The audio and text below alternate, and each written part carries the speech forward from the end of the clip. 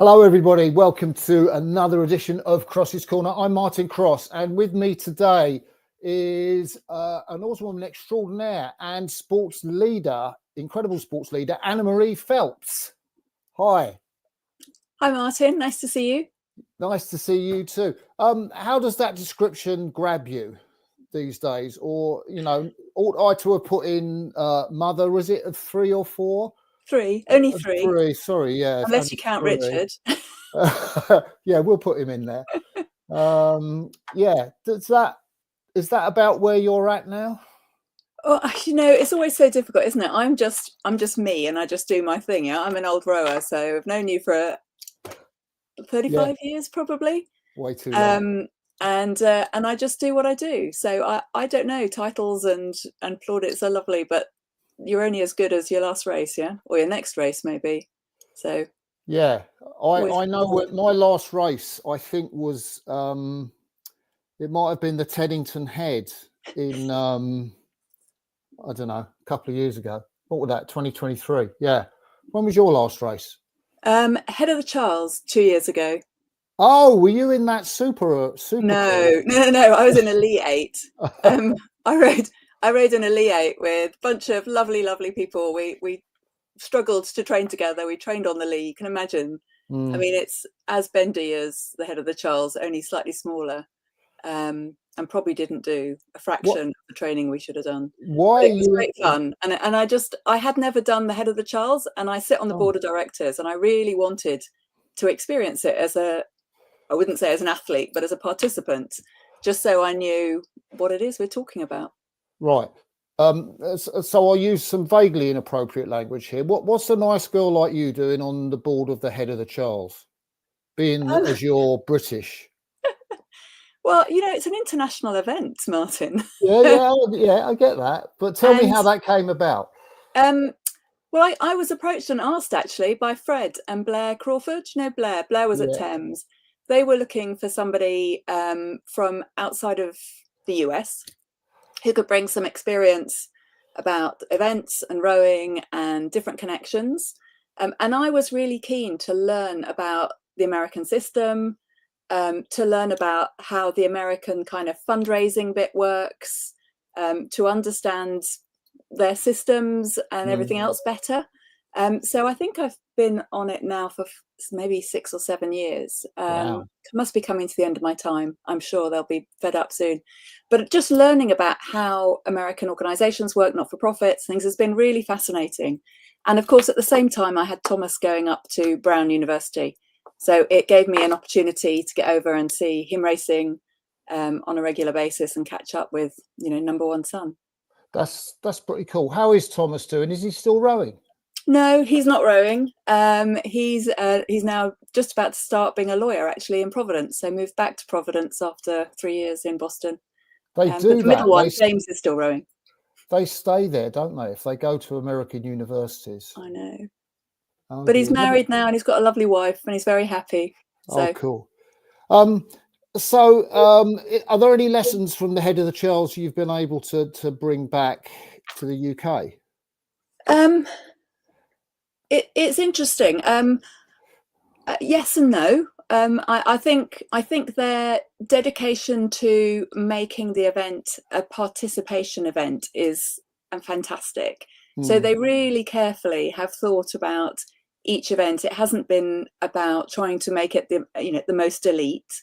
There are restrictions on the size of the entries for top crews to some extent, but also the way that they really do put money when they want to do something. They'll put money behind it. So whether that's offering prize money or whether that's charging for the directors' races to get people really want events, and the way that they've approached trying to diversify and invest in some of the programs, the Learn to Row programs, for underrepresented groups, inner city type programs, has been fantastic by putting that money in. So I think we'd struggle in this country to do that, but I think it's worth a try. I do think those director type boats where you pay more and the money goes into a good cause is a great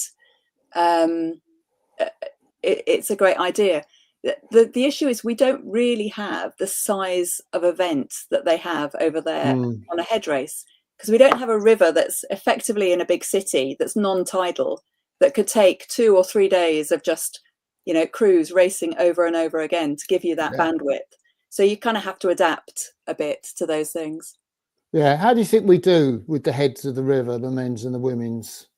I love the heads. The fours head is my favourite head. I'm not saying that because Richard's chair, but that was the fours head was always my favourite. Yeah. I love our head races. I mean, we just struggle a little bit with weather, don't we? But you can only control the controllables. Yeah, yeah. Have you won the fours head? Once or twice. Oh, I thought you had. No wonder you like it. And the eights head a couple of times, but yeah. When did you win the eights head? In like 95 or something, or 96? Throughout early 90s a few times. But the fours head, the fours head was great because we won it as the lightweight four as well. So, did you? Lightweight four wins an open race. That's quite satisfying. What year was that? Oh, definitely 93. Probably 92, maybe. You were 94. world champion that year, weren't you? Yeah. In 93. Yeah. So you came back from the world championships feeling great, and then doubled it up by winning the fours head. Yeah, I think so. That's so cool. As a lightweight, I know you fought hard for the continued inclusion of lightweight rowing in the Olympics. How was that battle for you? Well, by then I'd obviously rowed in the 8, so I was racing open weight. The world moves on, and the world moves on. It became really, really clear to me quite early on that it had to change, and we needed to find an alternative. So I did battle to keep it. My biggest worry is that we've lost lightweight rowing rather than we lost it from the Olympics. So it going into the Olympics was kind of the beginning of the end. And for me, the biggest devastation was that the lightweight women's four didn't go in when the lightweight men's four did. And I still think that had we had a balanced lightweight program with men and women, 6 of each, it might have helped last a bit longer. Yeah. But the lightweight rowing was always vulnerable because I don't think we had the right weight of athletes. I think it was very much a sort of North American weight to go in at the weights we did. Yeah, yeah. And really, we should have looked at it globally and said, what would truly make lightweight rowing inclusive? Because if you're a 72 kilo male in some parts of Asia, that's quite big. That's not. Yeah, it is. Yeah. That's they would struggle to compete, and particularly given how much money was then poured into lightweight rowing in the more developed rowing nations. So I actually think that coastal breach sprints is possibly a good alternative way of making it more inclusive, because you need to be smaller. You don't need to be light, but you need to be a slightly smaller, much more agile to be able to run and jump in and out of boats properly and not lose anything there on the race. So let's see how that goes. But I think you'll see slightly smaller people doing really well in the beach sprints. Yeah, so you're basically saying Ollie Zeidler is not a natural beach sprinter. I'm not, but there are examples of people that have done well. I mean, Kettle Borsch has done really well in some of those beach sprints, and he's not tiny either. Yeah, but I do think there is a future for lightweight rowing still, and I think particularly at club level, I don't know what the numbers look like, but I really think we need to find a solution, and I've been trying through European rowing to help find a solution to try and keep lightweights in clubs and keep smaller people involved at participation level. Because I do think lightweights, when they retire, make good umpires, they make good coaches, they make good administrators. Yeah, there's no reason why your size doesn't stop you from being involved in the sport in other ways. And we need every volunteer, we need every fan, we need every rower in a club to keep the sport going. Yeah, I mean, I was at the under-23s a couple of weeks ago, and they had 2 African scullers in the women's lightweight final, Dona Erasmus from Zimbabwe and Chloe Cresswell from South Africa, and it would be impossible, very difficult to see those two women competitive in open weight women's singles. Certainly Donna. I mean, you know, I kind of said, how are you for LA and all the rest of it, which, you know, continental qualification, if she's fast enough, I don't know, but it did make me think, well, we don't have a category for you so much now, because I don't know what weight she was, but I mean, you know, she must be like about 55 kilos or something like that, I guess. Yeah, it is. But, you know, we're seeing lightweights. I mean, part of the issue with lightweights was the weight was at a level where quite often the lightweights were competitive in open weight racing. So, you know, there was that sort of famous time in Paris when the conditions were such that the British lightweight men's four beat the world record of all straight fours. So, you know, we were so close in time, you couldn't justify the weight difference. And yet for people from smaller countries and from the global south, having an opportunity to be able to compete fairly is really important. So, you know, I just think that's why I think maybe beach sprints will help, because there's a lot of island nations and smaller nations out there where they've got an opportunity to make that happen. Yeah, I think that's great. I mean, just on lightweights, you know, again with the under 23s, I think that there were certainly heats in the men's lightweight double scull. There were just, I think, 5 entries in the women's lightweight double scull. And you wonder now that nations, I guess, like Britain, for example, are basically saying, well, we're not going to send. And there isn't even a sense, well, if you can get the money to get, if you're the fastest crew in Britain and you can get sponsorship, you know, we'll send you. It seems like it's a pretty sort of cut off. We're just not going to entertain that. I don't know if that's an accurate description, but it seems to me if you've got an event at the world level and you want to keep lightweights going, that if the crew can find funds, then what's to stop representation? It's a difficult one, isn't it? I can see that it can be difficult to have a sort of 2-tier team. Yeah. I mean, we were pretty much a 2-tier team back in our day before the lottery, between the lightweights and the heavyweights, in terms of what training camps people did, what kit they got, you know, whatever they did. But at least we had a pretty full lightweight team that went off and did its own thing in Olympic year. But I think that's changed and it's moved on, and I can't see us reversing back into that in any way. But I do think there's an opportunity to have international club championship type races, and that's what I'd love to see us have in Europe, is a club championship, a European rowing club championship for lightweights. So, you know, as an add-on to some of the other international regattas, perhaps, so that there is an international aspiration for people, but they would be working with and funded by and representing their club and their country effectively. If everything went right as you wished it to, what's the earliest you could see that happening? Well, I've been trying to do it for the last 2 or 3 years, actually, but just I don't have the capacity to deliver it myself. So I just need a bunch of people who are really enthusiastic to work with us at European Rowing. I don't see why that can't take place by next season, if we wanted to make it happen. I don't think, you know, and you start it as a pilot and you start with a few events, and I think it would soon grow. I think it would be great. How are you with European rowing? Because you're essentially running the board now, after you took over from Richard Stadniuk. How has that job been for you? It's been great. I've really enjoyed it, actually. I love European rowing. You know, it's vibrant. It's a great community. We've got to see parts of Europe I might never have seen before. And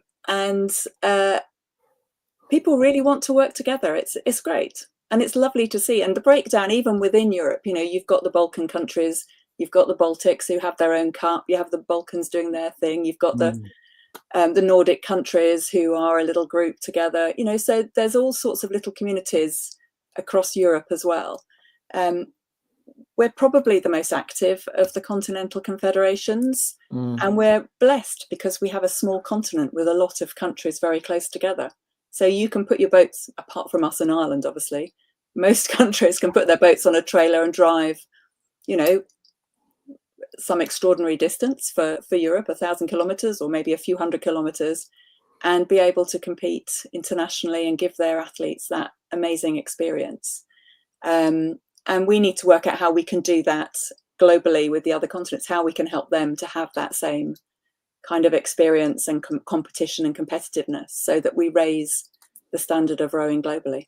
Yeah, because I mean, you'll be aware of this much more than me. I guess in past years, I'm thinking now when there was a World Cup in Zagreb, when would that have been? 23 or something.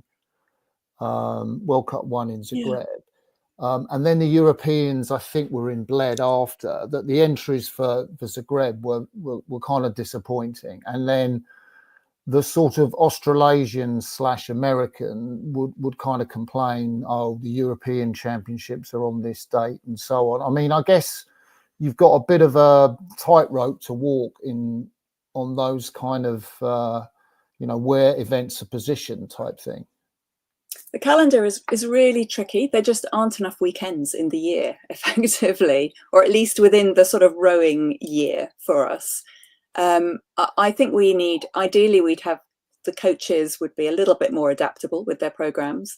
You know, we have this tradition of every few weeks we have to have an event, and then we have to have 6 weeks off before the World Championships. And so everything is compressed into a much smaller time. And when you then take into consideration that some of the northern countries and the Nordic countries struggle to get on the water and get their crews selected before May, you know, that means that we're even more compressed. I mean, ideally for me, we'd have more bigger events on other continents, so that we could spread them out a little bit, and just have a longer season. It is difficult. But the European Championships are really important to some of those European nations, particularly the ones who get funding based on the outcome of their results. So who are those nations, Anne-Marie? Countries like I think the Serbians and the Romanians, you know, they get funding for results and medals in the European Championships that help them with the rest of the year. So, you know, those positions are quite important to a lot of our nations, and particularly those founding nations who restarted the European Rowing Championships. Yeah.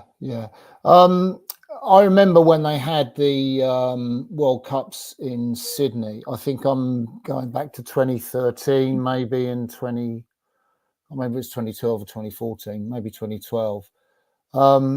I mean, it seems like a way off, unless there's something in China and they've got the financial resources. It seems like rowing is a way off having a good championships in another continent that isn't the World Championships, I'm thinking. Yes. I mean, continental wise, I mean, the Pan Am Juniors are this week.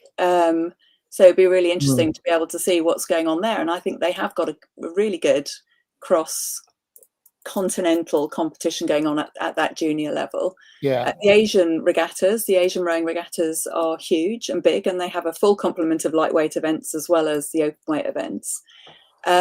It's that bit in between. And I think particularly for Oceania, that's a really difficult continent. I can't comment on other continents, obviously, but it is traveling wise a difficult continent, because you've got a lot of tiny islands. You've got to fly to and from them all. You've got then 2 big rowing nations who are a long way away from the others. So we need to find a way to help support them, and to try and make that better. I mean, this year for our coastal championships, for the clubs at least, we've invited clubs from anywhere, because there's no World Rowing Club endurance. Yeah. The European Rowing Championships is open to clubs from anywhere in the world. So we're trying to, where we can, and it doesn't, you know, not upset's not the right word, where it doesn't influence the outcomes for the member federation teams, obviously. We're trying to, we're seeing if that will help particularly with club rowing, and hopefully we'll get a good entry for Antalya. What about the European Rowing Championships next year? Well, they're just about to be announced, so they will be in August at the time they were supposed to be. I've just spoken to World Rowing this morning to say, is all the paperwork complete? Can we announce them?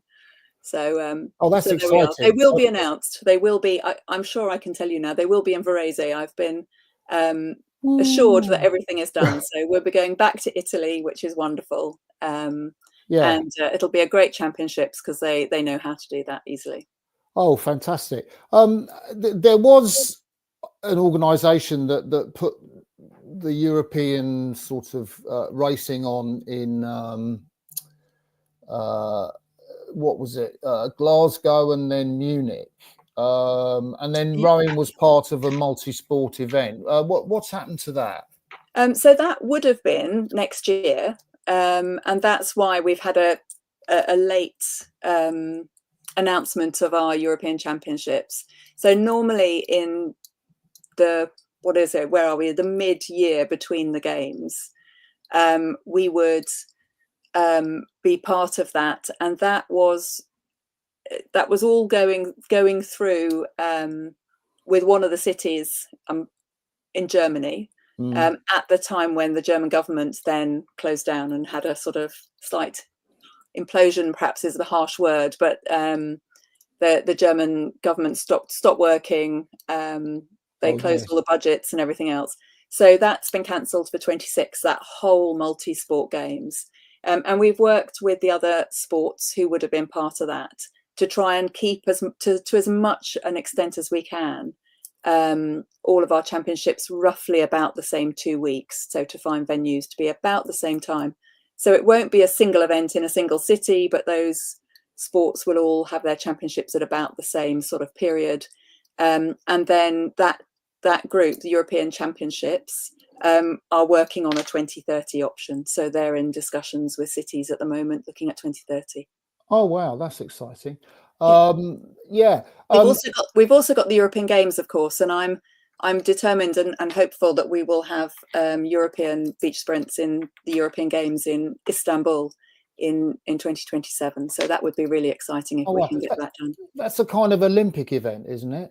It's European Olympic Committees led, and it will be if we do that, it would be partly part of the qualification pathway for LA.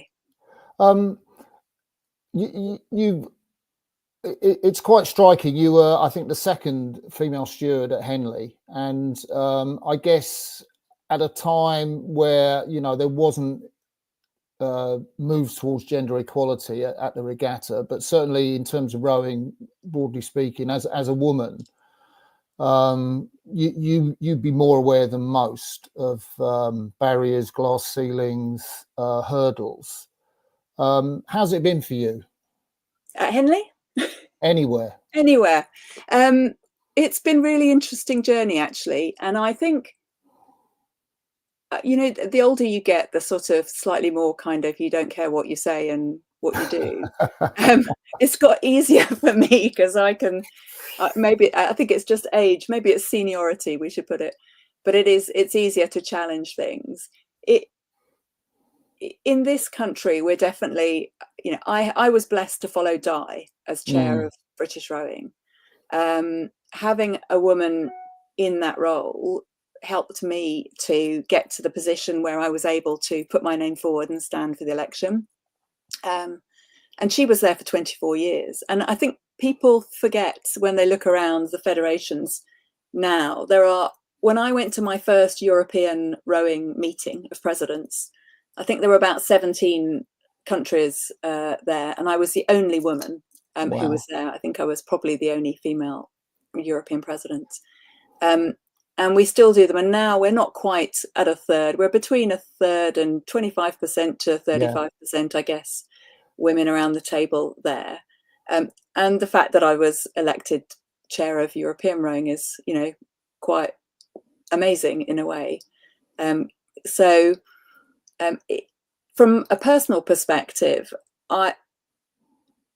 the times when it's been difficult is when you walk in and you realize you're the only person there, and you know, a lot of countries are not used to women being quite vocal around the table. So I'm used to, we both sat on the BOA Athlete Commission, yeah? So we're used to having to raise our voice or say what we think if you want to get something.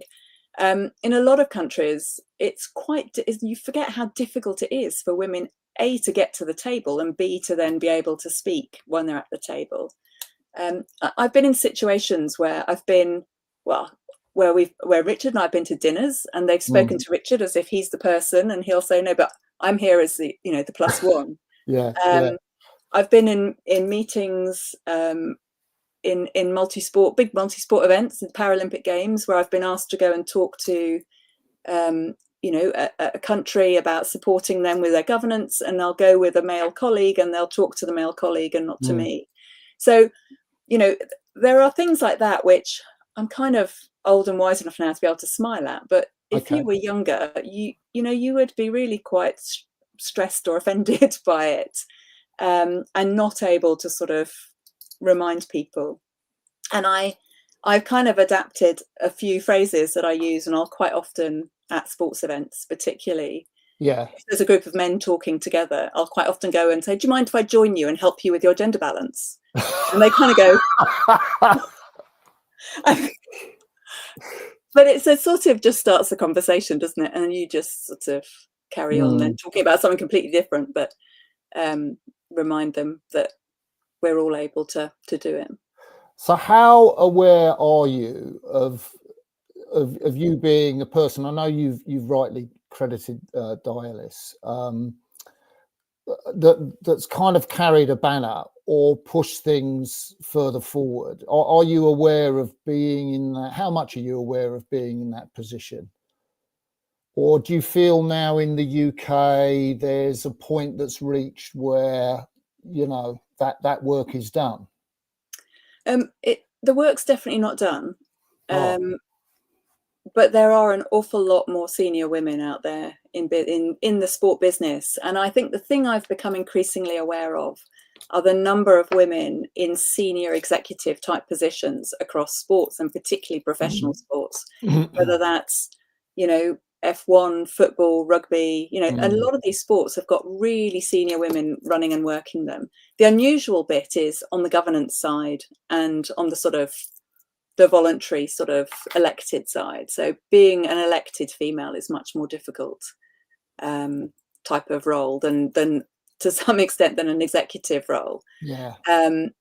So you know, that side of things has changed hugely, and I don't know whether that's because I'm also more aware of that professional sport side, having worked a bit more in it over recent years, or whether there's always been a base there. And I look at who sits around the table at the BOA, on the board, you know, we're 50-50.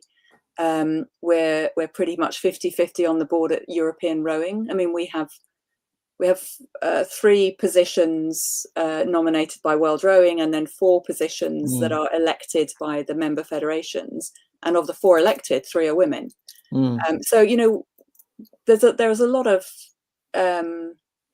of change, but it is still quite difficult. And there are parts of sport and parts of the world and parts of Europe where it is still unexpected and really difficult for women to sort of move up on the governance side of things. What about that's really interesting, thinking about working in the upper echelons of sport. What about women who are rowing?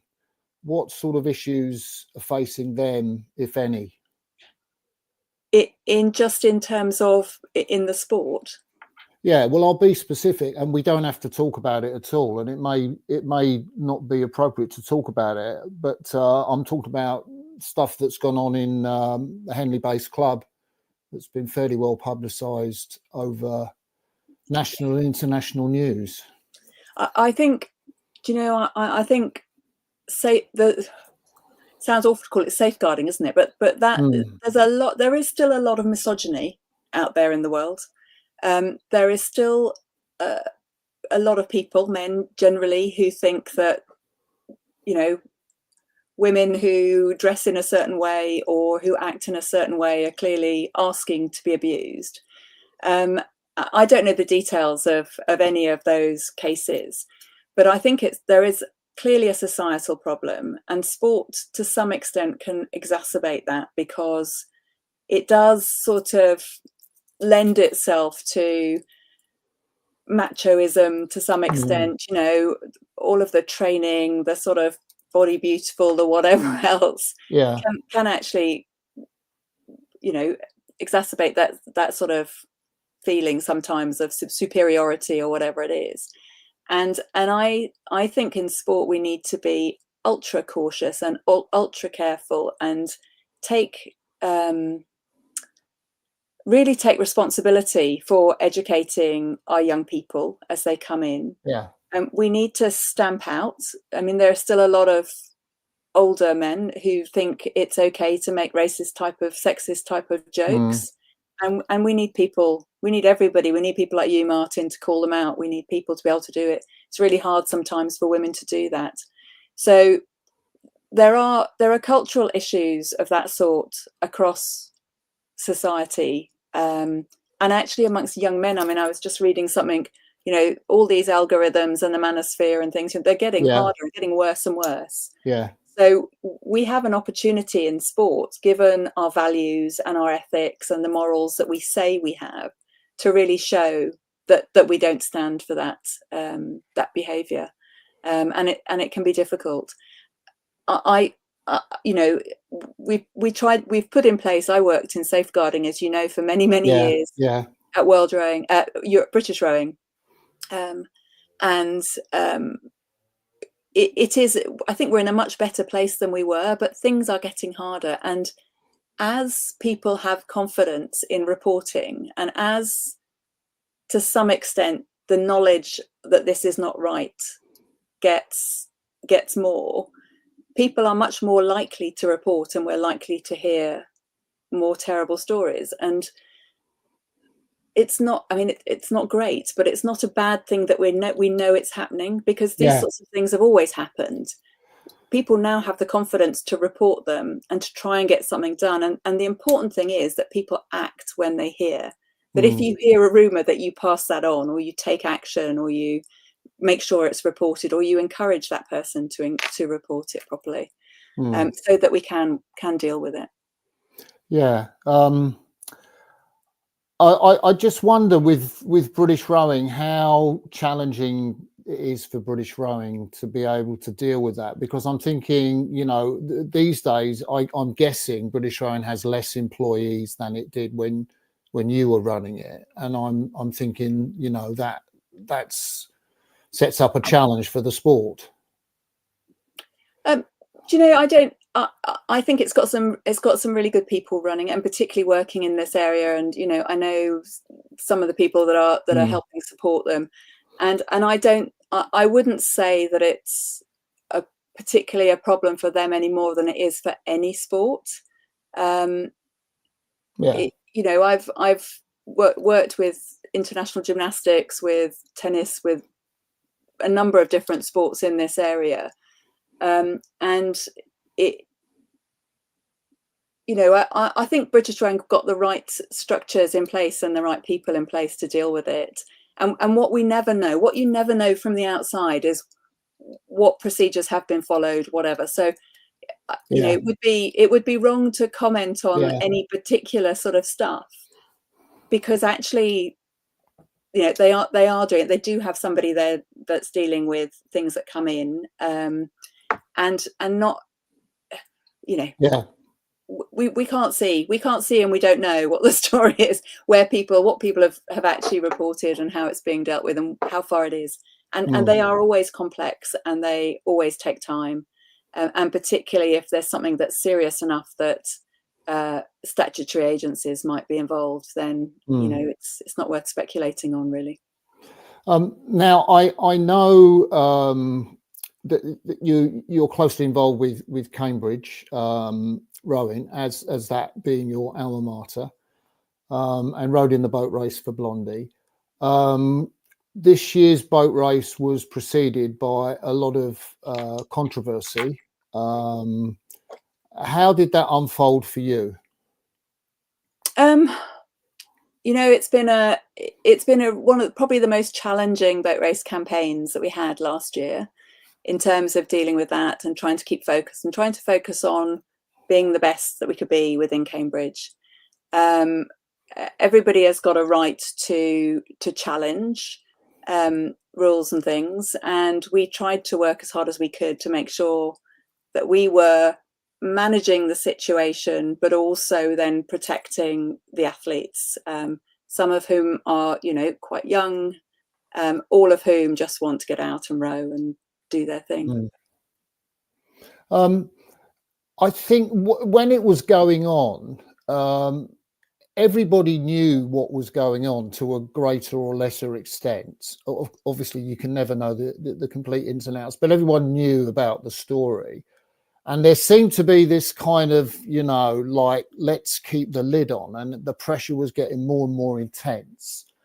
And I remember talking to Luca Ferraro, and he said, well, look, I don't want to talk about it, the Cambridge thing, which was fine, because there's going to be a statement which would be in the next few days. And the statement came out, and you were the person to sign it. And that kind of allowed things to come out more into the open. I mean, what was your intent with that statement, as far as you remember? We really, I just felt that we needed to show support we needed to explain to our alumni what was going on, and putting something out quietly would have leaked out. So we just wanted to make a statement that said, we've got concerns about this, but we are supporting our athletes. Please, help us by getting behind them over the next few weeks as they finish their boat race campaign, and just laid out the facts. And sometimes if you don't state the facts, people start to embellish them before they know what they are. So it was really just trying to put a very accurate statement, but empathetic and sympathetic to students who had been training and wanted to be part of the race and part of the club. And some of them did get to race over the summer with us as well. And so I think we've managed to keep everybody having an opportunity. And not only the results of the boat race were fabulous, but actually we've had a great summer, and probably some of the best results we've ever had over the summertime, in terms of the people that stuck around and wanted to be representing the university for some big races, and as a development squad as well. Yeah. I mean, it has been fantastic to see how Cambridge and to an extent Oxford, although they probably didn't have quite the same level of success at Henley, the Light Blues had. One of the things I think was apparent, and I have a vested interest, being a PGCE student, is this notion of, well, where do you get to in terms of future boat races? I mean, my personal opinion is that PGCE students have a valid call to be able to be part of the boat race, but I couldn't really see how that works in terms of a negotiation between two clubs. What are your thoughts on that? Well, it's something that we're still looking at. I have to say with you, Martin, the PGCE is one of the most difficult courses at Cambridge to be able to train in a crew and to do. They are really difficult. They have really difficult timetables and make a huge commitment and a lot of sacrifice in order to do it. So it's not to take anything, whatever the outcome of the discussions when we get there, and can announce them. The PGCE is not undermined as a course. It's a great course, and we value those people particularly. We need fantastic teachers, and we need teachers of that level. As it stands, the rules are what they are, and so we're discussing them, and we'll be very clear with our students this year when we get there. Mm. Yeah, well said. Changing tack now completely. Billy Mason coached you, who's obviously, if people don't know who Billy Mason is, he was a legendary rower of the 70s, and then coached at Imperial College and Westminster School. What was it like being coached by Billy? Bill was amazing. I was just thinking of Bill earlier, actually. I flicked through my photos, and I sat down in the floating grandstand at Henley this year, and this little voice in front of me went, "Oi, you!" And actually, it was Lenny Robertson. He goes, "You don't recognise me, do you?" And Lenny and Bill were sitting in the front row watching the races, like, I don't know, like a pair from the Muppets sitting on the balcony. Actually, the two of them making all sorts of comments. It's such a privilege to have known people like that. You know, them, and therefore, you know, Fred and Jim Clark and Lenny and Bill. You know, when you get them together, they're brilliant, and they tell such amazing tales. Bill was fantastic for us in the lightweight four, because Bill was always, well, they were all rebels in that four. Yeah. But Bill, I started my London rowing at Tradesman, so as you were at Tradesman as well. That's right. Yeah. So I was at Tradesman when I first came down from Cambridge, and so very much sort of always linked in with that bunch of guys. Bill being the little one in the four, and the little one in the 8 as well in 72.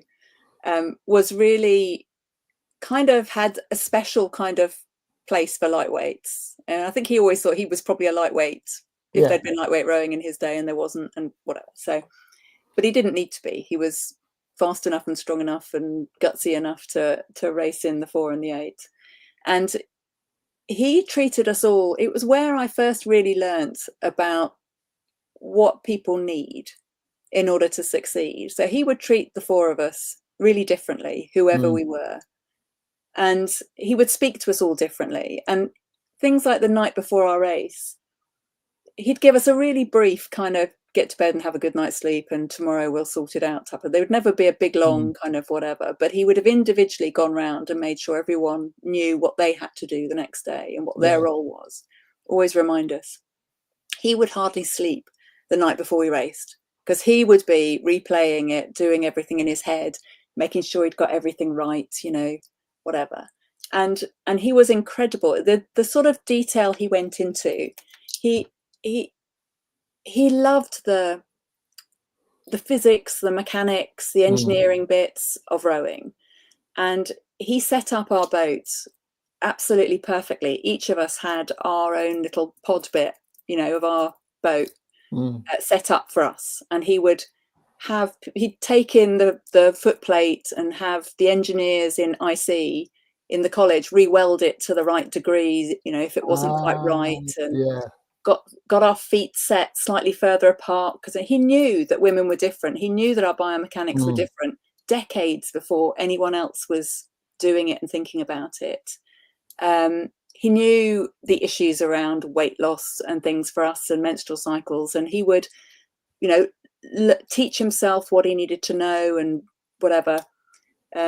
He always worried about me because I was the tallest, and in terms of losing weight, and my body mass index would always be very, very low. And he ended up taking us into the Centre for Tropical Diseases, which was the only place in London where you could have underwater weighing, which was the most accurate way of working out where your body mass was.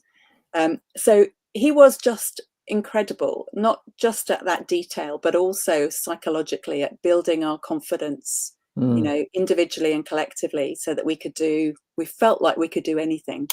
And he fought for us. He really fought for us as a crew, I think. I'm just wondering, what do you remember about any figures? Like, what did you race at, and what was your body mass index when you were racing? That should say my first year. Bill didn't coach us in the first year in 91. We were 3 complete newbie novices. So it was Alison Brownless and Katie Brownlow, who was obviously in the 4 before, Claire Davis, and myself. And David Lister coached us, and he wanted us all at 57.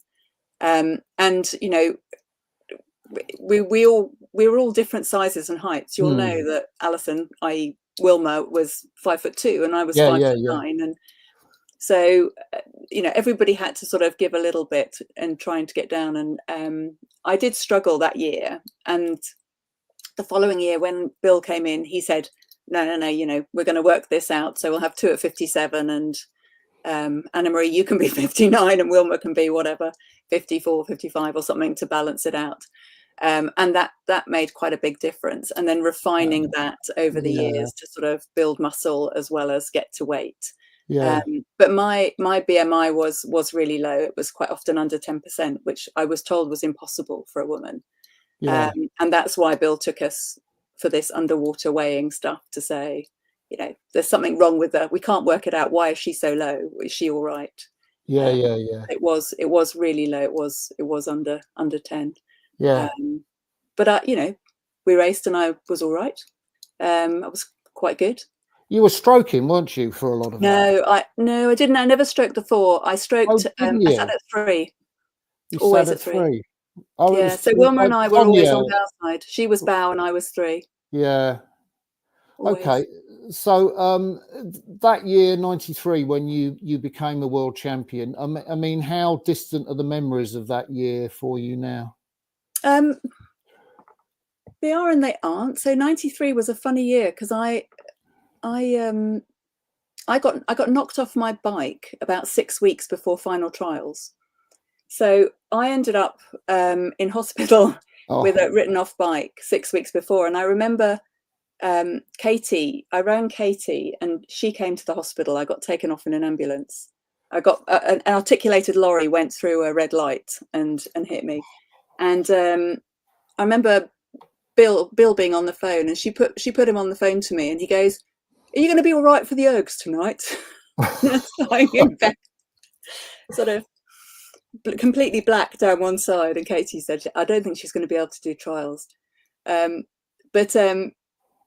the things like moments like that really, you know, make it quite vivid. We had the most amazing training camp at 93. Everything apart from that, everything went right. You know, we won everything. We all did well in our seat racing individually, and we had this incredible training camp in Zarnen, which was the first time I'd rode at Zarnen, and it was just there wasn't the Swiss training centre wasn't there then. It was just a lake, but it just had this most beautiful, gloopy, sort of lovely water. I remember the first time the boat really took off and flew was in training at Zarnen. And we were training with the New Zealand women's double that year. They were there on training camp as well. And we took a men's double, 2 students, one of which was Ed Wild from IC, and they were all sort of matched pair or matched boat. So we trained with them, and it just, you know, it was a great year. It was 93 was just everything went to plan. 91, you know, we surprisingly got a silver. 92 we were disappointed to get a silver. 93 was our year, and we won. And then we went out and did a training camp in Hong Kong for about 3 months over the winter, and came back for 94. So it was great. I can there are certain bits of it you remember absolutely. And the decision to go open weight, I guess, was kind of prefigured by the fact you wanted to be an Olympian. Yeah, I did. I really did. I was really disappointed in either I think 91 or 92. We raced against the British women's 4 at Essen or Duisburg, or one of those regattas. I think we weren't down to weight, and so we raced open weight, or there weren't enough lightweight 4s entered or whatever. So we raced open weight, and we beat the heavyweight 4. And I think from that moment onwards, I thought, do you know what? If they're going to the Olympics and we're not allowed to, that's really unfair. I really want to have a crack at being an Olympian. And so when lightweights got into the Olympics for 96, the sort of the obvious thing was for Jane Hall and Wilma to be in the double, because they were the 2 best scullers out of the 4. and Bill was going to coach, be head coach for the women, and so he persuaded me to do the 8. There was only an 8 that was supposed to be going, and to try and qualify in the 8. And I think he felt he needed somebody who knew how to race and who knew how to win, and so he wanted somebody in the 8 who could do that. Did he have much persuasion to do? No. No. Don't be silly. No. So what were the challenges for you in going open weight? Yeah. Well, putting on weight. I mean, you know, I think every winter I was a lightweight. My weight would go way up into the 60s. Yeah. Over the winter. You try putting on weight when you need to and putting on muscle, and it's much slower process. It doesn't happen. I've heard that actually from really? guys. I don't know if it's psychological or physical or whatever it was. I think I probably raced at about 61 in Atlanta, 60, 61. So I really didn't put on very much at all training. How did your ergs change or not?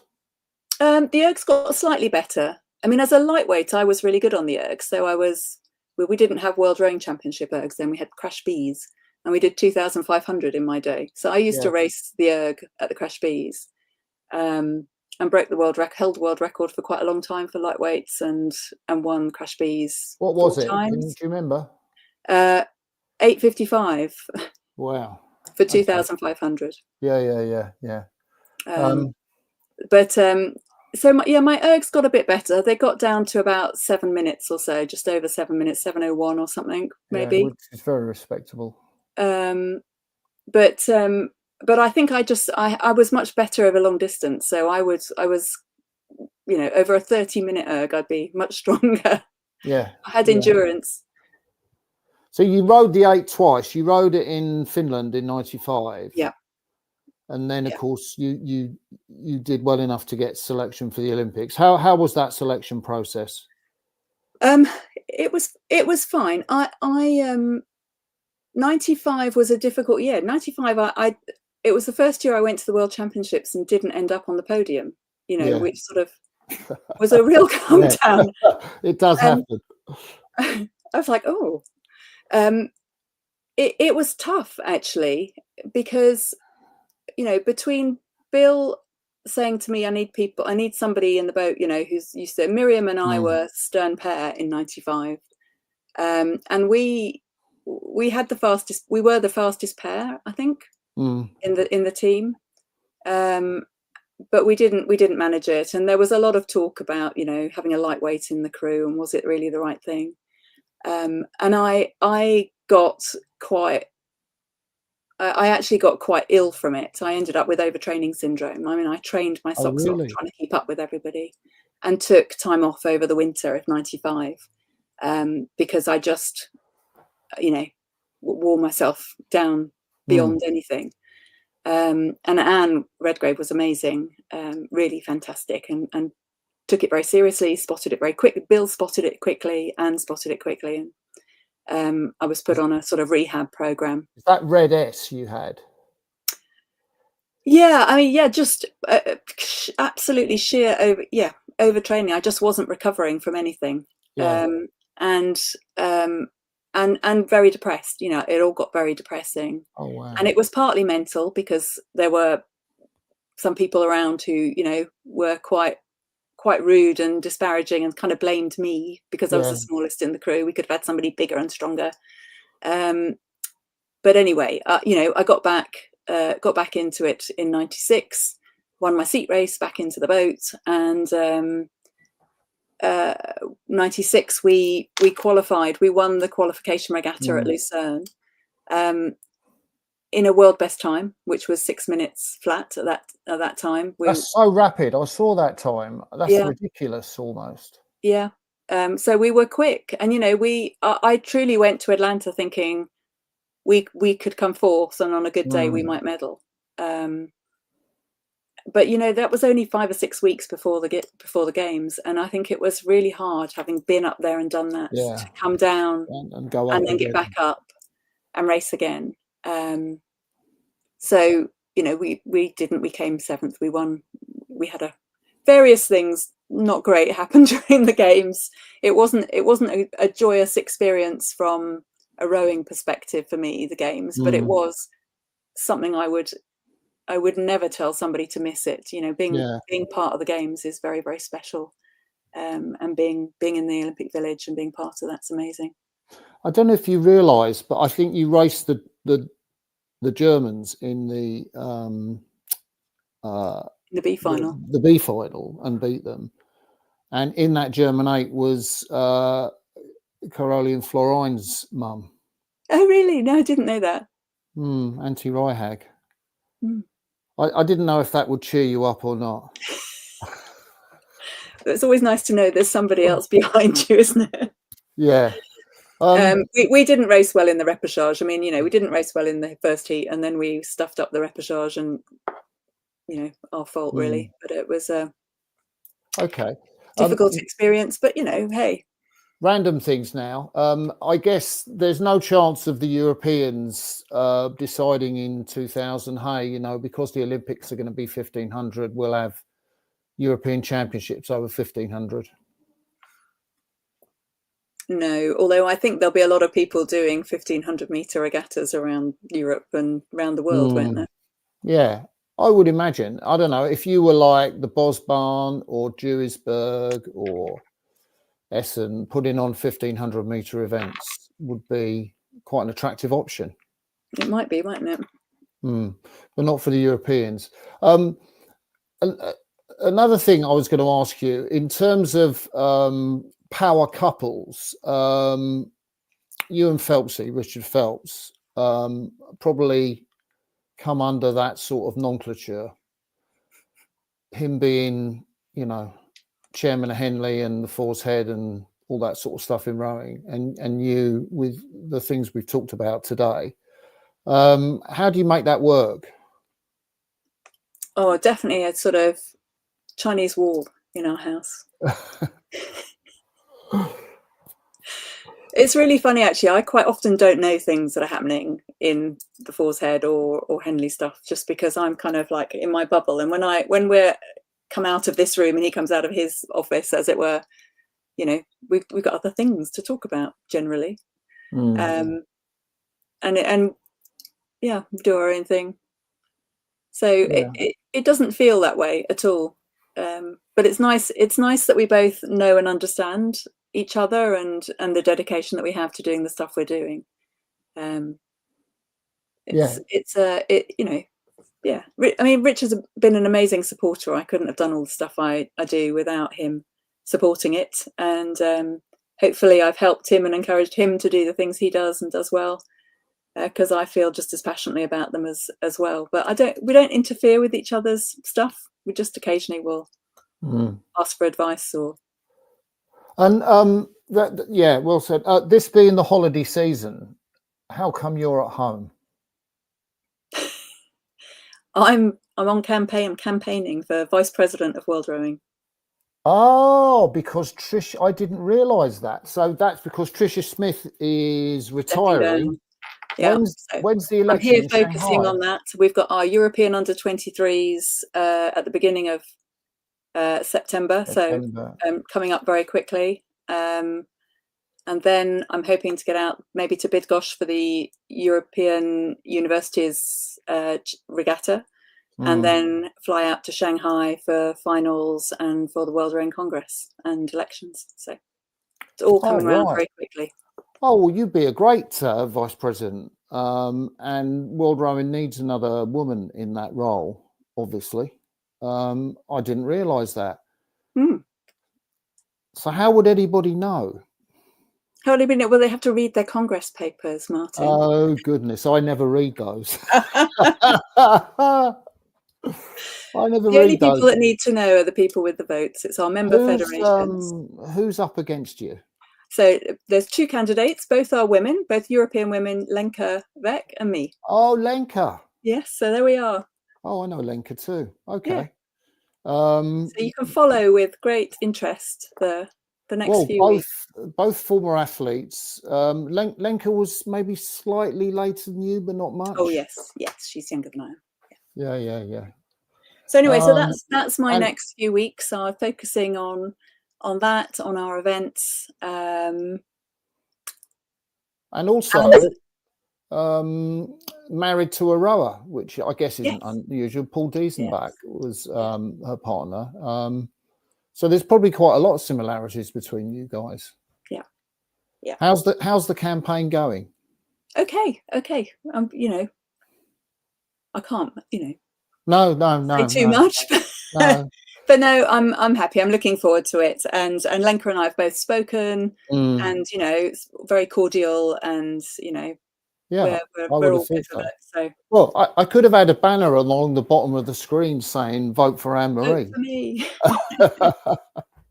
So no, so I'm busy doing that, but we've also got a lot of other women's sport on. So I chair something called the International Working Group for Women in Sport, which has its what is that? huge summit in Birmingham next July. Yeah. To anyone that's interested in women's sport, and you know, as part of that, we're fundraising commercially and spending a lot of time talking to potential sponsors over the next few weeks. We've got the Women's Rugby World Cup coming up, so hoping to see some of those matches, which should be amazing. I was at the last one in New Zealand when England lost in the last few minutes with 14 women. Yeah. And then we've got the ICC cricket just before that, you know, next summer as well. So amazing period of women's sport. So I'm looking forward to the next few weeks. Yeah. So the thing is, you basically don't have time for a holiday. No holidays. Life is a holiday. I do what I love. Isn't it lovely to do what you love? It's very true, actually. You'd almost get paid for doing it, but you don't generally tend to get paid for doing it. Yeah, no. Oh, wow. So no, this year is normally we would try and find time. Normally we'd try and go away sort of shortly after Henley, but it just depends on the calendar and things shift around, don't they? So this year's been difficult. Yeah. Oh well. Listen, I'm going to let you get back to campaigning. Thank you very much. We've been talking for over an hour, Anna-Marie. It's been absolutely delightful. I'm just thinking, is there anything that, because you mentioned about the International Women's Group there, which I thought was really interesting. I'm just thinking, is there anything that you'd like to say that you haven't, or anything I haven't asked you about that you'd like to talk about? Gosh, what have I done that we haven't talked about? Not really. I think you know, we've covered most things. I'm having a wonderful time doing what I do, trying to face up to some challenges and leave behind something a bit better than we had previously. But you know, I think I just would say that I'm really ambitious and optimistic about the future for rowing. I think we've got the best sport in the world. We've got the best people. You know, we have the right sort of values and morals, and we just need to make sure we keep checking ourselves and accept that the world doesn't stop. Nothing stays still. We've just got to keep adapting and keep agile and keep looking to how do we tweak it, make it better, work together. You know, as a small sport, we have to work together to make sure that our sport stays strong and keeps on growing and attracting new young people in and helping them to have the great, you know, benefits and advantages that we've had over the last 35 years from an incredible community. Well said. That's a great place to end it. We'll end the live part of this interview now. Anna-Marie, you've been delightful to talk to. Thank you so much. Thank you, Martin.